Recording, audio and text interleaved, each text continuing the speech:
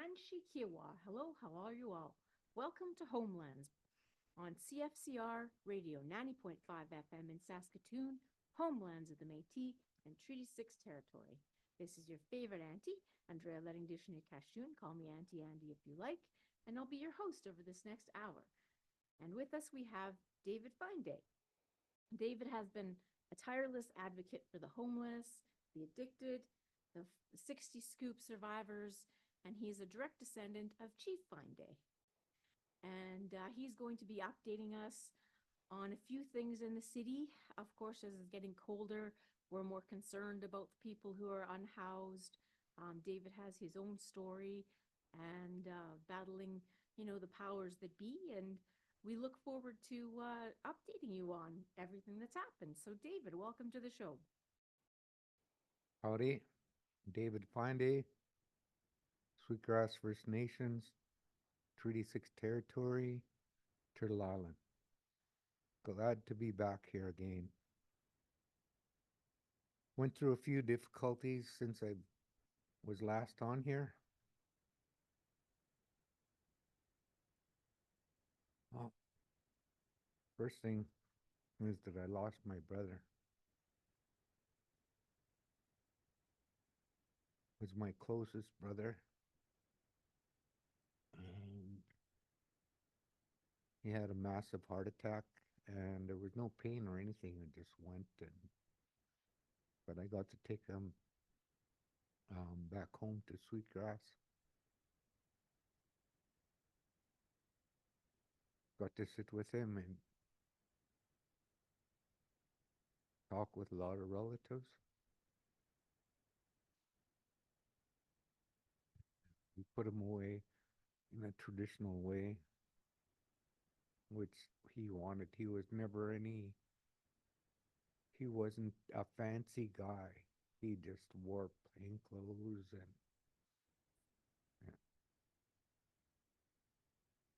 But I got to sit with him for 2 days and then I got to put him away.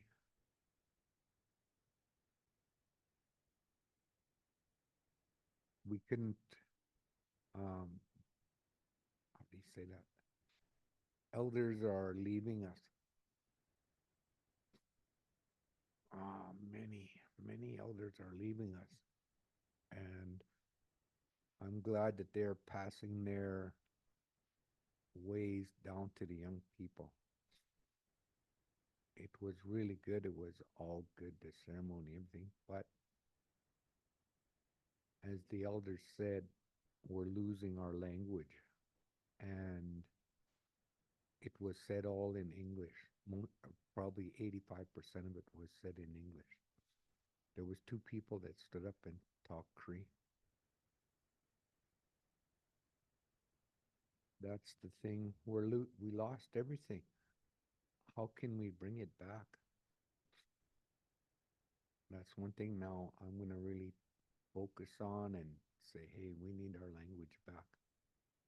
I can understand whatever they say and I can speak a little bit, but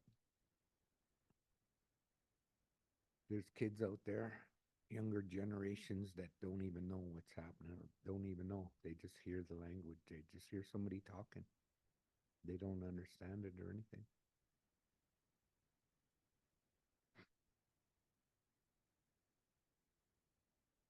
I'm the last male, the oldest male left in my family. And it it hurts me that I don't know those ways, how to say prayers, um, to talk to people in my language. Now that I'm the oldest male in our family, in the Fineday family, I'm fourth generation. There's one third generation left. My auntie, she's 93 years old. That is so awesome. But after she's gone, in the third generation, it's the fourth generation. And I'll be the oldest one in the family. And being brought up in the 60s scoop and all that, I've lost a lot of it, and I wish I could have it. I wish I could. I wish I knew how to be an elder, or how does that go? Are you an elder? Does somebody come and tell you you're an elder, or does somebody bless you? You're an elder. I absolutely don't know any of that, and that's what confuses me. I can sit here and talk about it, but what about all those other people out there who never got taught anything like that and grew up in homes? How are they feeling? What do they do? Where do they go? Who can help them?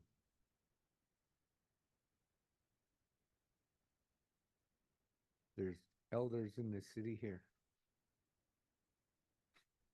Why can't they come out on the street and talk to these people, to these kids, to our people, our relatives?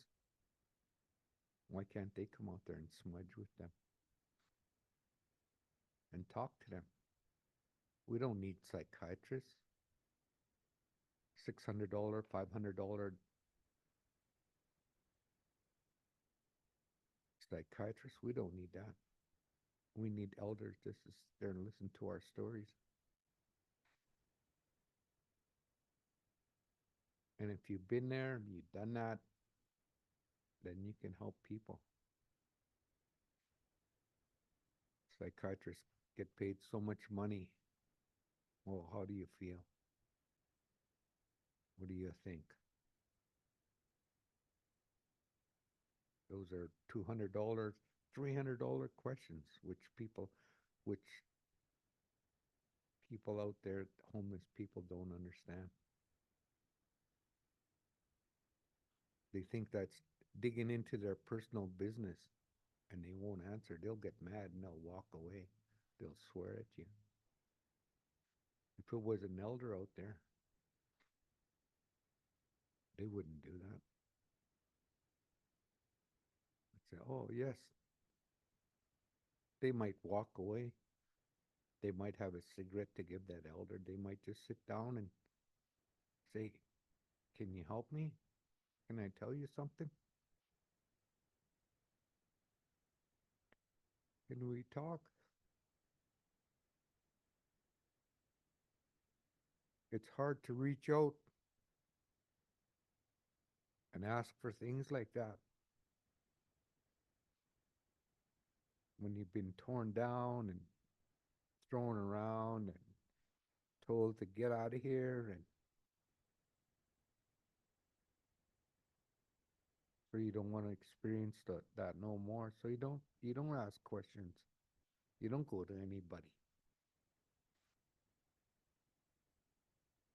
You get kicked out of your house. You get cut off welfare. So what do you do? What do you do? Well, 20th Street looks pretty good. 21st Street looks pretty good. That park looks pretty good. Hmm. Affordable housing. Let's go get a tarp. Let's go put it up over there. That's affordable housing. That's one thing that really gets me in the news. Affordable housing. Affordable housing. Affordable housing. If there was affordable housing out there, then there wouldn't be any homeless people.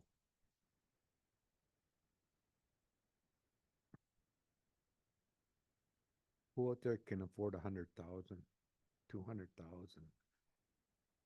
a 2 bedroom, a 3, 4 bedroom house? Who out there can afford that? I can't afford it. That's why there's people out there.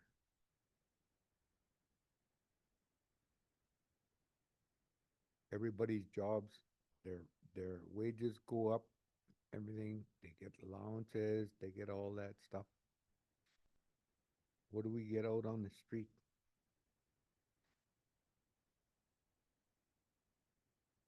Up till today, I was real scared because on August 31st, they wouldn't renew my lease. So I've been staying in my apartment. Yeah, I paid my rent every month, but they don't want me there. I went to the rentalsman office of the rentalsman. They gave me a bad, whatever, and Decision. yeah, a bad decision. So I took it to King's Bench Court three, almost 3 weeks ago, and I got a decision this morning. I lost my appeal from the legalities, getting locked out, changing my keys, everything. I lost all that. But the good news is that the judge is going to let me stay there till January 30th until I can find a place, another place to live. Because I'm blind, I need help now. I fought that for 5 years. They tried to put me in a home, but now I realize that I do need a home. So at least I have some time to decide where I want to go. I've had a few places went and looked at. I put in probably 8 applications at other places, but I still haven't had no phone calls or anything. It's hard to find housing in the city. Um, it is hard if you don't have no references, IDs, a bank account, your income tax assessment papers, and I think that's about it. But who out there has that? I can give you a reference from Optimus Park, or I can give you a reference from the Besborough beach over there. You know, what do you do? Yeah, Who people. can who can give you a reference from over there, or sleeping in a park, or sleeping on a bench? Yeah, it's hard to people that are you're talking about people that are sleeping rough right now. Like, how do they transition to an apartment when they don't have any of that, right? Yeah. And then you get to into an apartment and you have a bare floor. How do you get furniture? How do you get stuff? A bed, blankets. I struggled that with that when I moved in to where I'm living right now. It was a bare floor. Buddy across the hall gave me a sponge mattress, about an inch, 2 inches maybe, and a blanket. Uh, one of those knitted. Afghan, yeah. Yeah, something Yeah. like that. Yeah, but it worked though. Mhm. And then I started getting stuff. But yeah,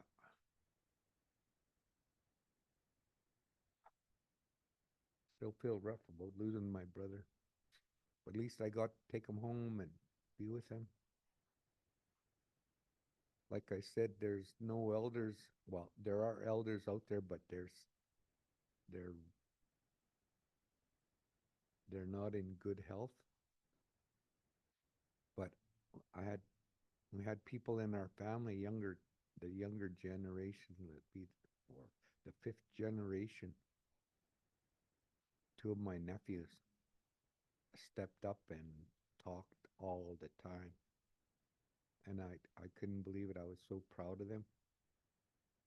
My boys were out there, but they didn't talk. They're they're just learning how to talk. I'm just teaching them how to talk. But my auntie Daisy was the one that taught them how to talk, and wow, I couldn't believe it. The wisdom that those boys have, and they're probably 35 to 40 years old, and the wisdom they have is really great. They were able to talk and calm people down, and I don't know. In Took me 65 years, 60 years to learn how to do that. Um, I think because I wasn't raised on the reserve, that I didn't have the proper teachings, the proper people with that were that could sit there and teach somebody willingly and not to force it in them, just to give it to them as they could take it. In school, you have to just take it and that's it. There's no question about it. Elders will sit there and, okay, yeah, how do you feel? And they'll ask you. And once they feel that you're ready to take the next step, then you can take the next step.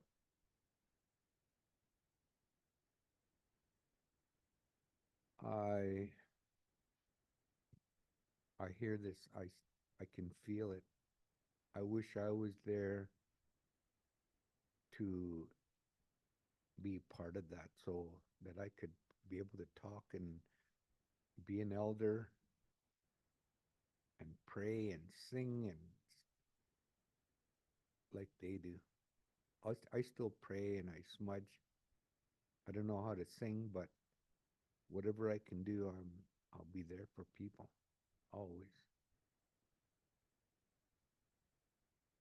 I don't know about my smudge on program. I don't know how much longer it's going to last. I'm looking for some people to step up, some young people, so I can teach them how to smudge and how to pray. I've been blessed with pipes, with drums, but I'm not going to be phony or anything. I'm just going to say, no, I don't know how to do that. I wasn't taught. That's something that I lost. And if there's other people um, who I could help um, blessing them with a pipe or a drum, I would be so glad to do that. And that they could learn and they could keep our tradition going in our culture. I'll smudge and I'll pray and I'll keep that going forever. But like I said, I don't know how to be an elder. I'll sit there and talk with anybody and listen. And that's one thing that an elder does is listen and listen. And then they can help you. They can help you try and figure out which way to go. They'll give you options. Go this way or do this. Or maybe you can do this. They won't tell you, do this or do that. They'll give you options. They they make you feel good when you talk to them. It's not a command or anything. It's up to you when you pray and you smudge. It's up to you what goes through your head and goes down to your heart. When you can feel it in your heart, then you'll know what to do. A lot of people just get up and think, yeah, I'm gonna do this, I'm gonna do this. It doesn't always work like that. You have to sit there and think about it and talk to somebody so you make the right move and you don't make the wrong move and something doesn't work out. That's what we need more of in this city. From what I see and what I feel and what I hear is nobody does nothing now today without a paycheck. Something has to go in their pocket. There's two, three of us, I think, that walk around out on 20th Street. We don't get paid for that.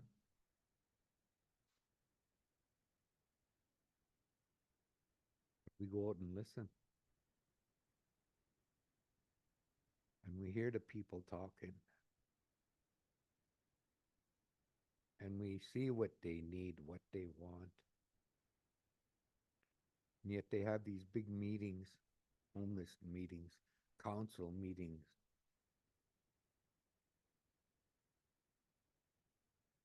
I went to many of them. I was the only person there to advocate for them. There was no homeless people there. Everybody in those meetings, in all those circles, they all had jobs. They were all getting paid to be there. I didn't get paid to be there. I wanted to be there. Somebody has to talk for these people.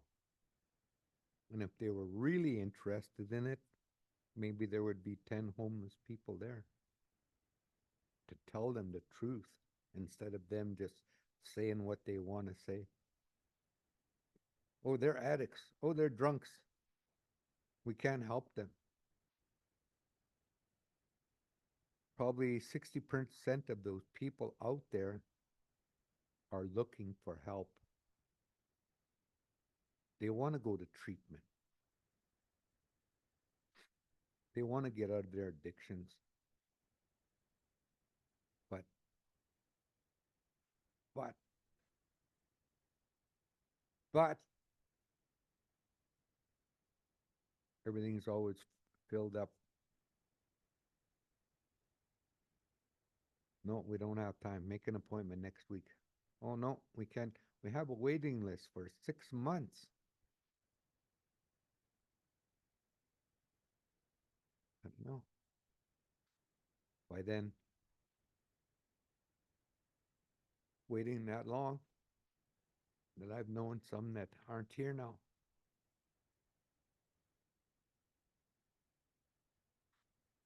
What if they told your relatives that? No, you got to wait 6 months. And in 2 months, they were gone. Why didn't the system step up? Yeah, okay, we got room right now. Instead of leaving them out there.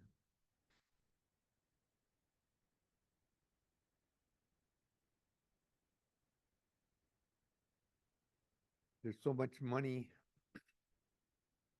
in this province, and yet so much stuff is happening here. I sit on at Station 20 on 20th Street and Avenue K, and a train runs by there. Going north, that train rattles, makes a lot of noise. Yeah, those cars are all empty. Going south, the ground rumbles because they're all full. Oil, potash, wheat, barley, canola. Billions of dollars roll past that track every day. And yet there's 3,000 homeless people in this city. What's the matter? What's the matter with that problem? Along the tracks, right where they go through the city, there's probably 1,000 people that camp along that track and they watch the money go by.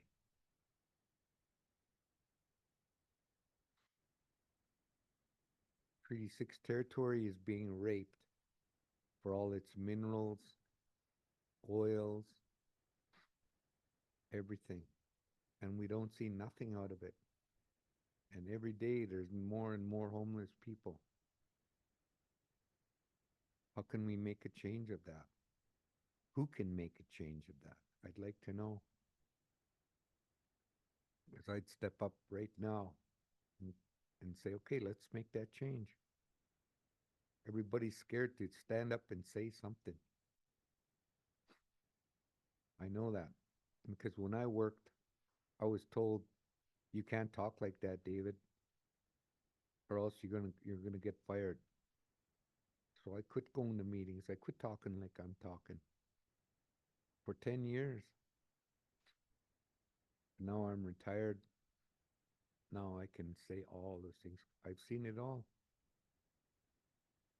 the abuses, the neglect, the racism, it's all in there. How can we stop that? Who can stop it? I'm at Station 20 most of the time, just about every day, but I haven't been there for a while because I had a loss in my family. But people need to come out and talk to us. I listen to elders like I never had that chance to grow up with elders, so I love how they talk. They can talk so slowly, and the meaning, the feeling is all in there.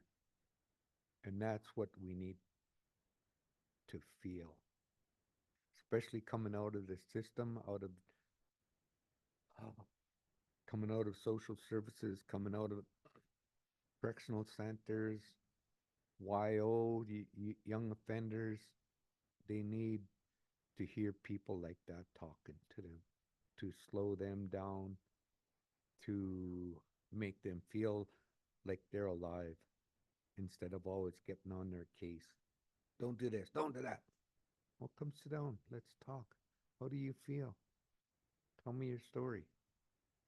And they'll sit there and they'll listen to your story.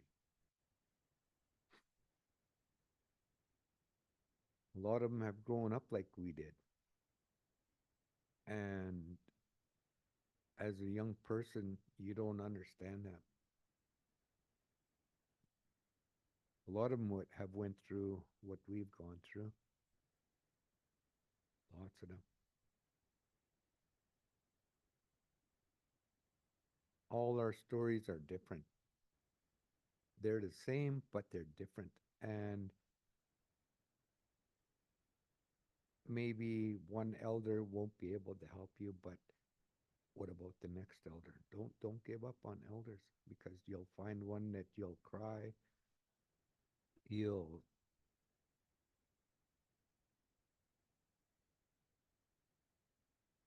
you'll be able to tell your story to them, and they'll be able to understand where you're coming from.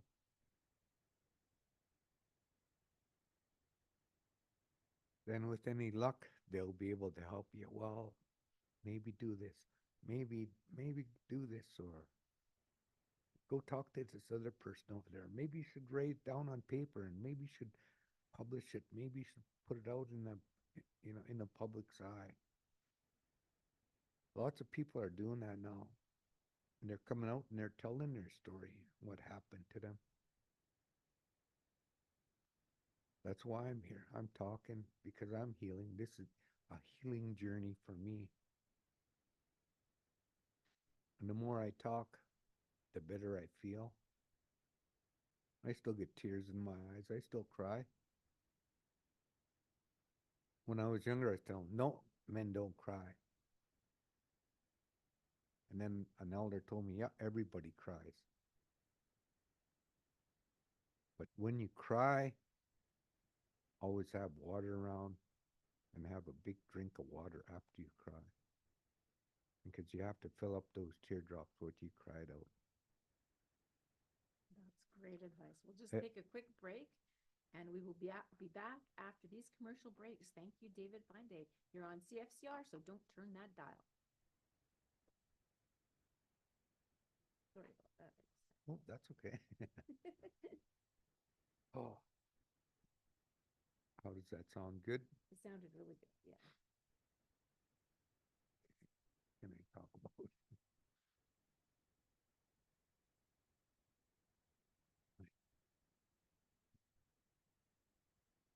ideas that I've had for a long time? I like what you were saying about how important it is to rehydrate after you come. Hmm. I thought that was funny, but then I realized that when I cried at my sister's, yeah, at my sister's funeral, and then I was just dry, and I was like, yeah. And I said, yeah, drink water. That'll help you. It fills up your tear ducts.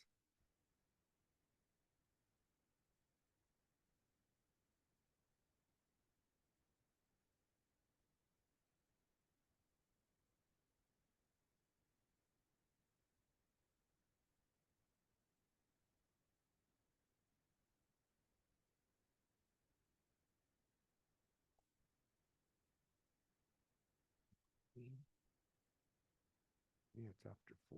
Calling phones after 4. Ready to keep going? Yeah.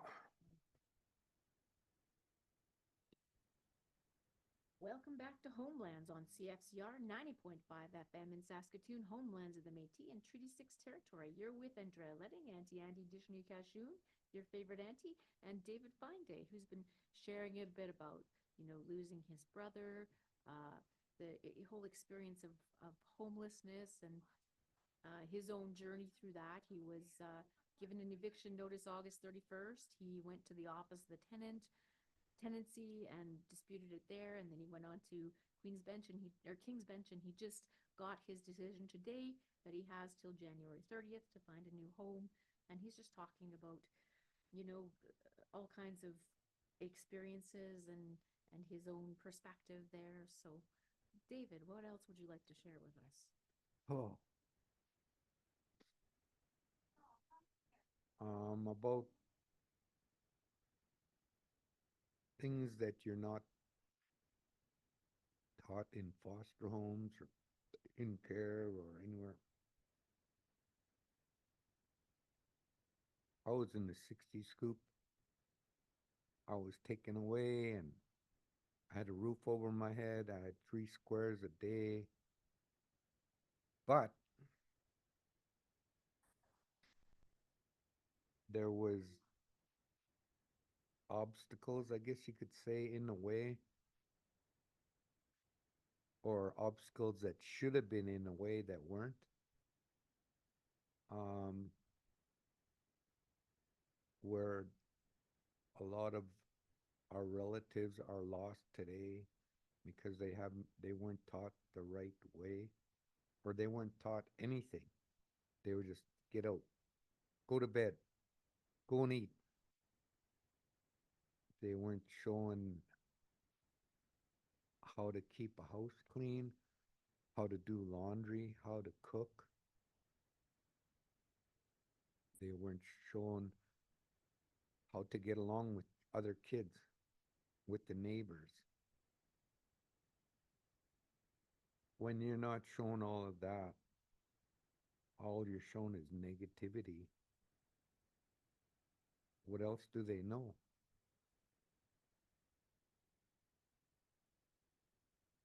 When you've just been shown that all of your life. Negativity, no respect, no love. Lots of them don't even know how to love out there.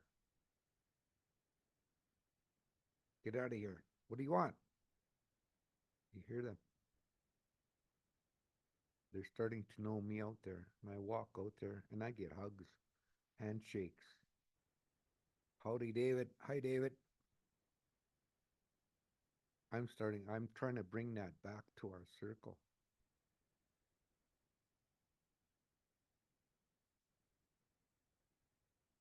Pleasant Hill Hospital. I have a documentary in there, I guess you could say.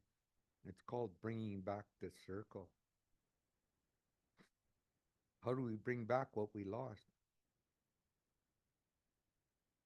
How do we bring it back? I wish there was people that would come out there and sit out there with like me and come and just smudge and talk to people, pray with them, to give them something to believe in. Because they don't have nothing to believe in out there. That's why they're homeless. That's why the system has just totally turned them all down to the point where they're out there right now. And they don't have nothing to believe in. They don't know where they're going to sleep tonight. They don't know if they're going to have clean clothes or a meal, breakfast, dinner.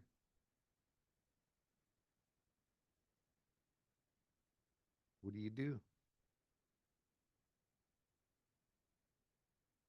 The mayor was out there for 36 hours. I went out there and I seen her out there, but you need more than 24 hours, 36 hours.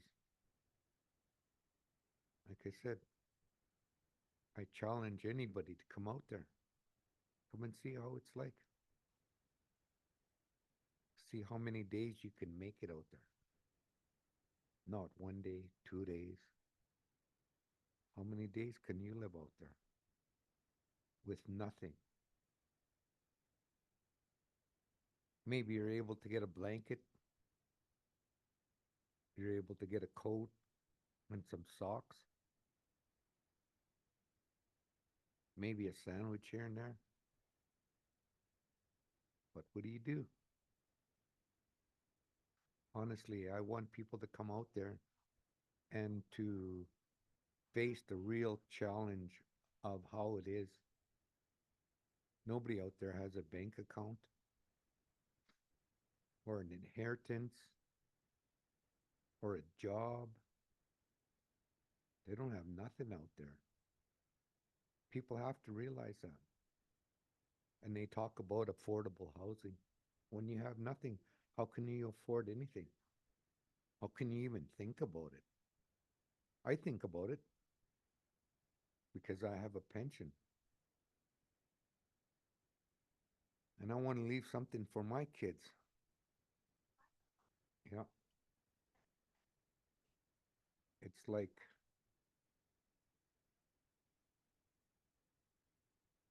over the history, over time,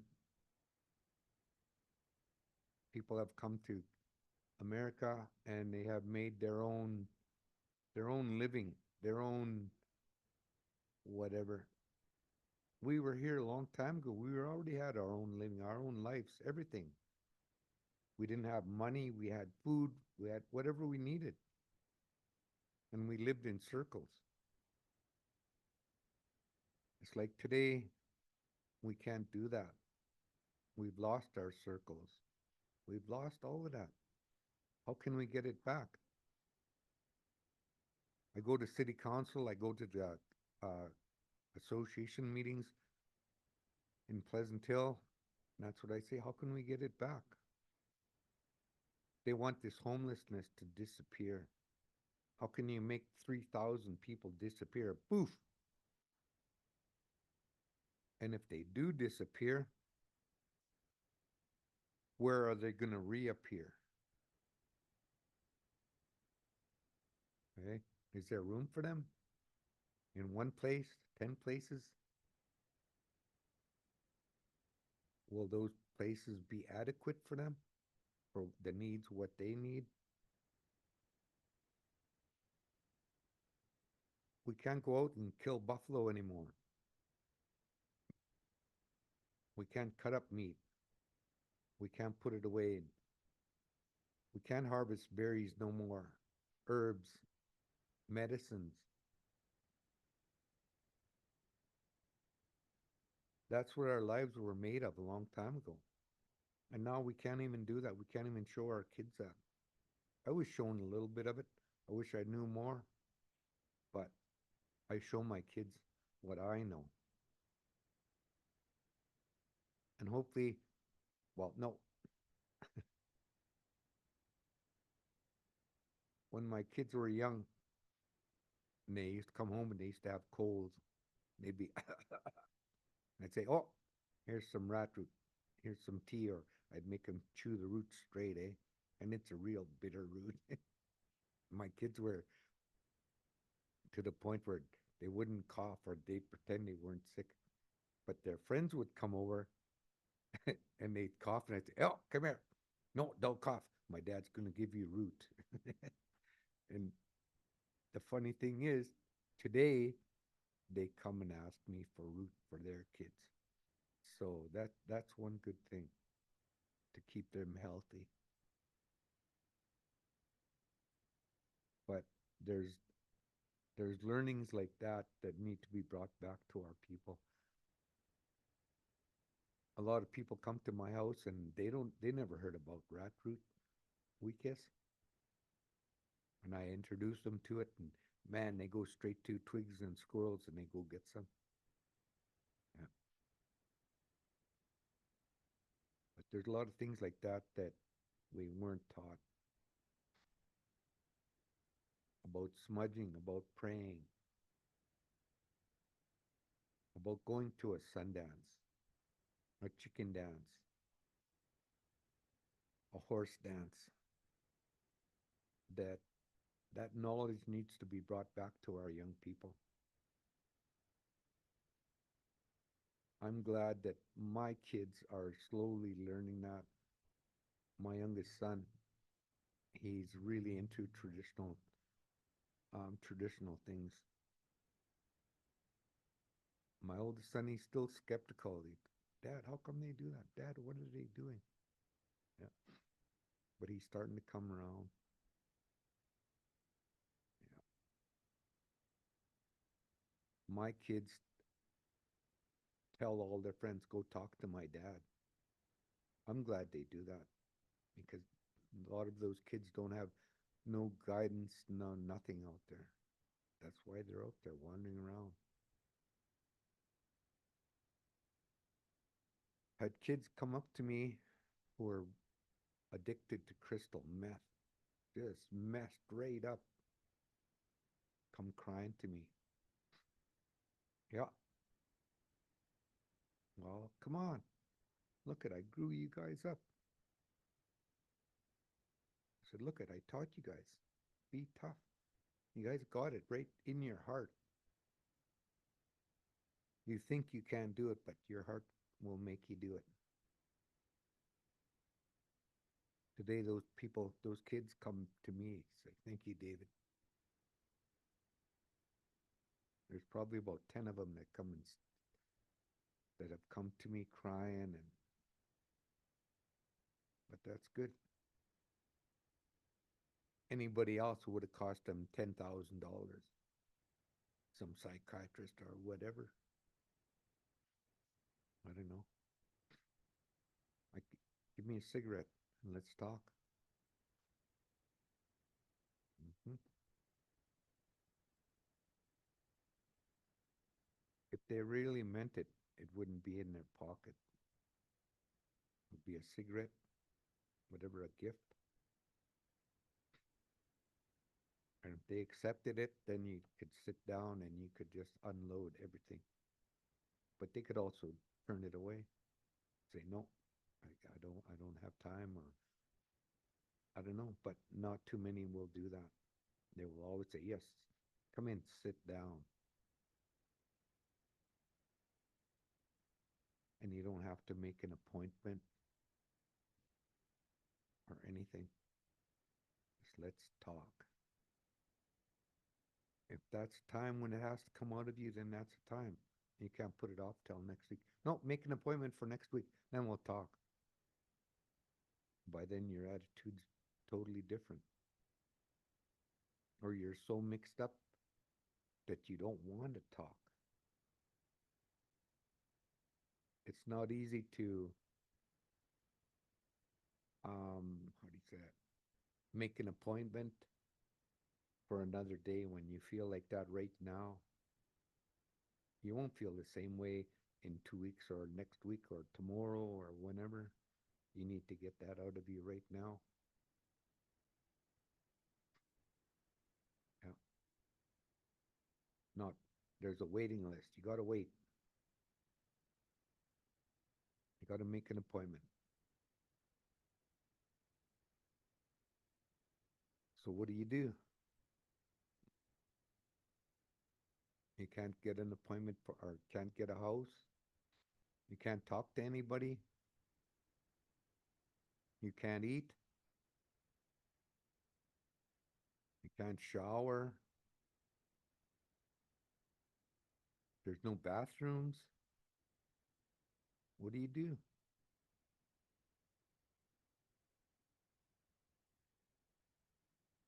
3,000 people like that. What do? Poof. Wave your wand and they all disappear. Where do they reappear?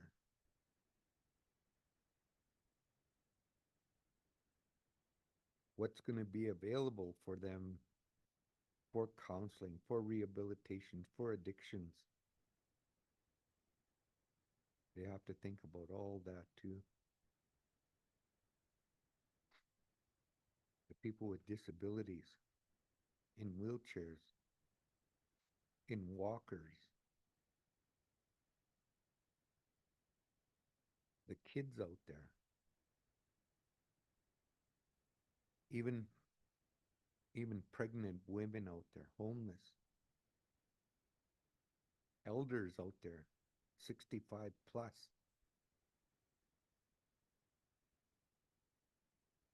How does the system fix all that?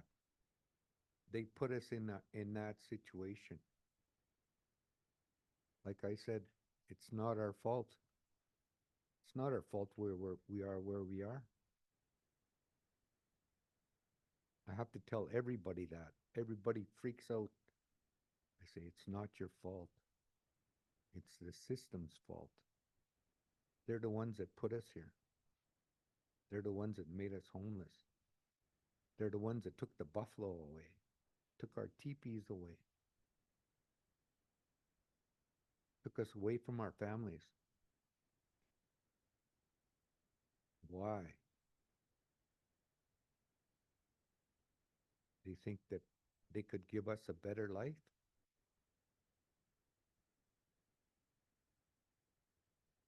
Take the Indian out of me? Maybe it took the Indian out of me, but I'm still brown and I still have long hair. And I'm never going to lose that. So how do I get back being First Nations? How do I get all that back? How does anybody get it back? There's people on the reserves who are taught that daily. But like I said, it's not our fault. We were taken away. So if they can take us away, why can't they teach us our way back?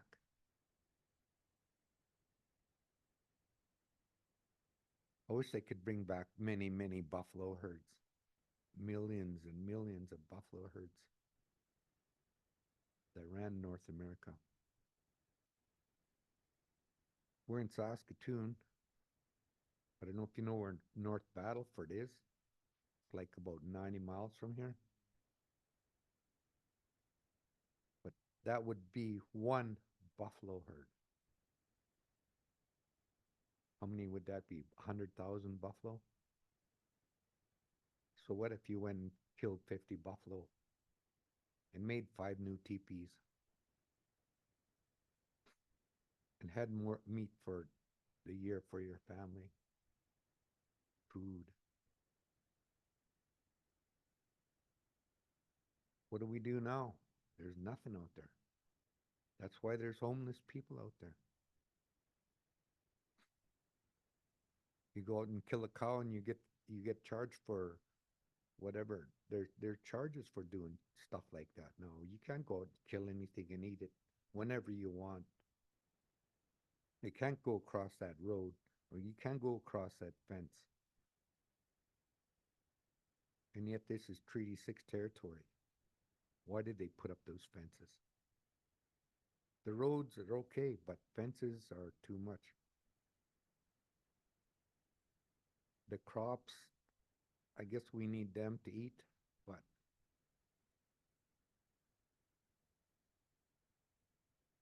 if it was First Nations people running this place, there wouldn't be, it would be Turtle Island. It'd be straight up Turtle Island. I don't even know if there would be treaties here, but there would be Cree territory, Sioux territory, Assiniboine, Micmac, Dakota, Lakota. They all had their own territories. It wasn't provinces and states and America and Canada. We had our territories, and everybody, they knew where their territories run.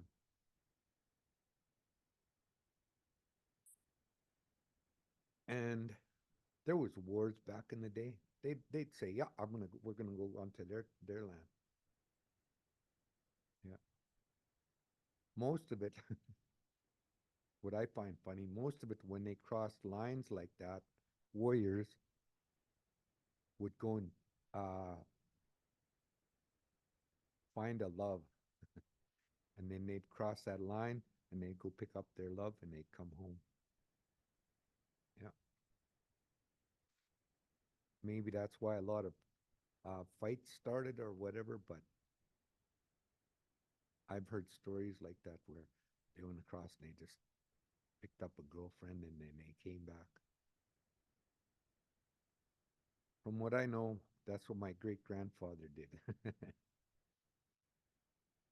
He went into Blackfoot territory and he knew a girl or something like that. And he went into Blackfoot territory and he went and picked her up and he came back.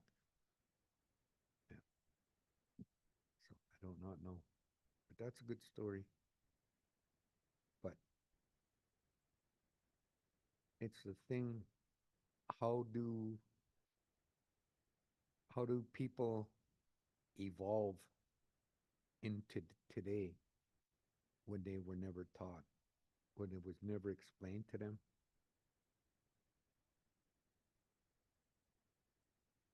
I don't know. I lived and I learned and I taught my kids and now my kids are doing great. But what about those other kids that don't have no support, nobody to lean on? Where do they go? What do they do? They're homeless. They need help. They need somebody to talk to. They need support. And Saskatoon isn't giving the right supports. 3,000 people out there, and they have 40 beds over there. They have 60 beds over there. They have 140 in that place coming up next year. And they have another place over there where they're going to have another 60 beds, but that's not till springtime. So what's that? 600 people? What about the other 2,400 people that are homeless, that are out there? They didn't think about them, especially the special needs ones, the ones that need to be medicated daily, to be taken care of. Just like me, it's to that point where I need that. I fought that for the last 5 years going into a home. I was too proud to ask for help because I went through all that bullshit when I was a kid, all growing up. No, sorry, no, what are you doing here? No, get out of here. No, we can't see you for 2 months. No, you got to make an appointment. No, there's a 6 month waiting list. How can we get rid of all of that? They say, yes, come in, come in. What kind of a place has to open up to have all of that in there where they can take everybody in right now, not tomorrow, not make an appointment? Is there any place where they can step up and do that? I'm advocating for a community center in Pleasant Hill that's going to be open 24/7. Not 9 to 5 or 9 p.m. till 6 a.m. It's got to be open 24/7. And there has to be counselors in there, people that know how to listen to people and then to talk to them. Not just talk to them and tell them this and this and that. They have to be able to listen. A lot of those stories are the same, but they're different. And you have to be able to tell that little difference in every story, what everybody went through. There's a lot of young kids coming out of school now, high school and that, and they want to get into addictions counseling, mental health counseling. They see their relatives out there on the street crying, hurting, lost.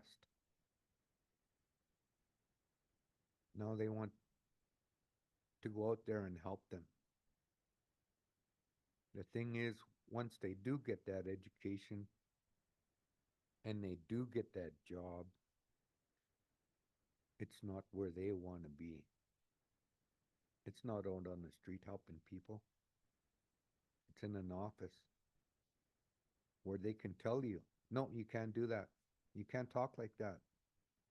You can't say stuff like that. They get borders too. So they're just products of this system where they can't go out and help. They want to, but why can't they? Because if they go out there, just like me, and we start helping people off the street, all of a sudden there's only 2,500 people out there on the street. We go out and talk and help people and help more people and more people. Oh, shucks, now there's only 2,000 people out there. Might take a year to do that, whatever. And keep working and get more people out there, more people interested in talking. Oh, now there's only 1,000 people out there. Yeah. 5 years' time, what if we did get rid of homelessness? Okay? And then what would people do? How many jobs would be lost? How many people from the university wouldn't be able to study homeless people and be able to make money off of us? It's like I said, homeless people are a commodity. Everybody's making money. But it's all band-aids. You don't see no serious housing where they can stay and say, this is my house. Okay? No, I'm just staying on the couch just for tonight. And I'm just staying at that center just for a week. They don't have no long-term plans of living in a house and being able to decorate it any way they want, any kind of beds, any kind of couch, furniture. To them, that's a fantasy. Yeah. Will they ever own anything? Will they ever own a house? Will they ever have a family? Would they ever be able to raise their kids, send them to school, enjoy Christmas, birthdays, holidays? I had all that luck. I had all that privilege with my family. But I see many families out there that don't, that get torn apart. I talk to many of them. And the system still keeps doing the same old thing. First it was residential school, then the 60s scoop, and then the millennium scoop. And I don't know what it is after that, but the scoop's still going on.